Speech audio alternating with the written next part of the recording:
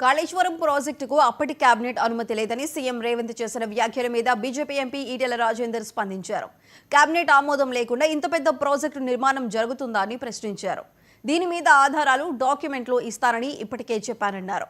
Cabinet ఆమోదం లేదనే వాదనను నిరూపిస్తే రాజకీయాల నుంచి తప్పుకుంటానని వ్యాఖ్యానించారు.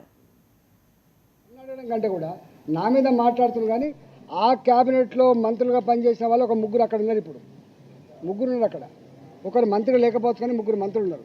నేనేమంటున్నా అంటే నేను సూత్రప్రాయంగా బ్లంట్గా చెప్తా ఉన్నా, కేసీఆర్ ఇట్లాంటి ఇష్యూస్ అన్నీ కూడా క్యాబినెట్లో పెట్టకుండా ఆనాడు కాలేదని చెప్పి 100 సార్లు చెప్పి నేను ఆనాడు మంత్రిగా ఉన్నా కూడా చెప్తున్నా. ఇప్పుడు బీజేపీ ఎంపీగా చెప్పట్లేదు, నేను ఆనాడు ఆర్థిక మంత్రిగా చెప్తా ఉన్నా.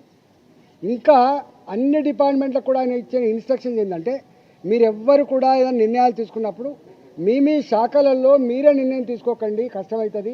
అవన్నిటినీ కూడా క్యాబినెట్ తీసుకురండి, క్యాబినెట్ ఆమోదంతో మాత్రమే చేయమని చెప్పేటువంటి మాట తప్పైతే నేను దేనికంటే దానికుంటా, రాజకీయాలు తప్పుకుంటా.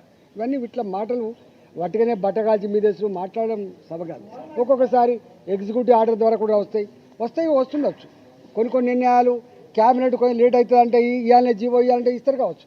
కానీ రెక్టిఫికేషన్ కోసం మాత్రం మళ్ళీ ఆమోదం కోసం క్యాబినెట్కి పోతుంది. క్యాబినెట్ ఆమోదం పొందకుండా ఇట్లా జరగవు, గుర్తుపెట్టుకోండి. నేను ఈ మొత్తం కాళేశ్వరం ప్రాజెక్టులో అంతకు వేరే ప్రాజెక్టులు ఏవైతున్నాయో అవన్నిటి సంబంధించిన డాక్యుమెంట్స్ అన్ని కూడా మీ పేపర్లకు కావాలితే మీకు పంపిస్తాయి. ఇప్పుడు విచారణ జరుగుతూ ఉంది కాబట్టి పంపుతుంది, కానీ తప్పకుండా డాక్యుమెంట్స్ అన్నీ కూడా మీ ప్రెస్ వాళ్ళకు పంపిస్తా. మీరు మొత్తం స్టడీ చేయండి.